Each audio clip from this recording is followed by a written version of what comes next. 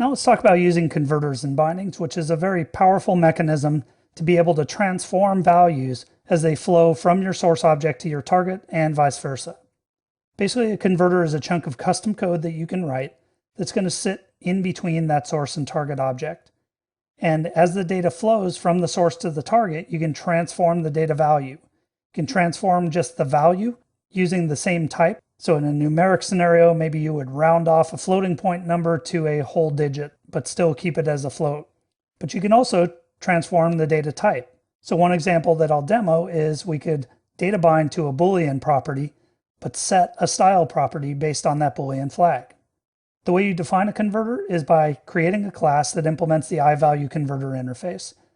This interface has two methods. Convert is the method that gets called when data is flowing from the source to the target, and convert back is called in two-way data binding scenarios when data is flowing from the target to the source.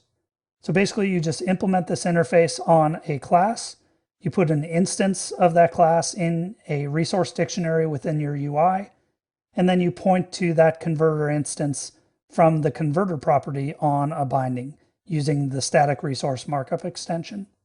So let's take a look at a couple examples of using converters.